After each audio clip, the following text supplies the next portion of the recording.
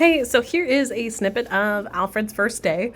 What we're working on right here is what I like to call name game, where I load his name as a command, so he has to come sit in front of me and give me his focus. He is being paid for today, and what I mean by paid for today is we're doing kind of not treat heavy, but a little treat heavy, play heavy, just to get him to realize, ooh, this is a fun thing. There's a high value to this. We'll fade these treats back out.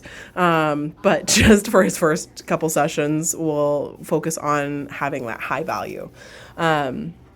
This kid is smart. He's so smart. We also did some sits and downs. I like to call them puppy push-ups. So he goes from a sit down to a sit, or a down, sit, down, just to kind of work on that body focus. We also did some touch commands where he does a flat hand, and he nose bumps it, essentially. You could call this a fist bump or a touch. Doesn't really matter. Just he has to put his nose to an object. I also did try doing some catch, just funny catch, like can he catch the treats? You'll see a very quick clip of him failing pretty funnily. If you want to, you can take his food, or you can take some like plain Cheerios and essentially sit on the couch and just peg them at his head. I'd recommend either overhand or underhand. Pick one way until he's catching those pretty consistently, and then you can go the opposite direction. We'll work on him catching stuff. I also did some play motivation just to see how he liked the ball. He was more interested batting the ball with his feet than trying to catch it with his mouth. Man, he is still in the derpy puppy phase, which he's like, oh, this is fun, and then gets distracted in 2 seconds. He's just wants to be with the people, which is sweet. So this is, again, us working through our skills, just seeing where he's at. We did work pretty heavily on leash pressure. So this is where can he, one, understand that when he feels pressure, he needs to walk back towards me. Also, there's a value walking back to the human. And that jumping ahead is an uncomfortable thing. I will have more videos as we progress on what to do and how to do it at home and what I want you to practice. But I always like to kind of send a snippet, and this is sped up as you can see, a snippet of what we've worked on, so you can kind of see his progress from day 1 to when we're at, session 12. What does it look like? We also worked on that sit and focus through doorways.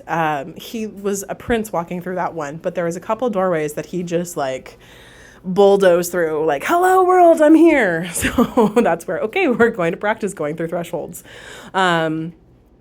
I just ask for his name. Sometimes I'll give him a sit. And then if he tries to push through before I give him an okay, I tell him, I'm not giving a command of wait or hold it or pause or anything like that. It's just his name and an waiting for that. Okay, and now we can go through. And you can see right there, he's like, I'm gonna run through.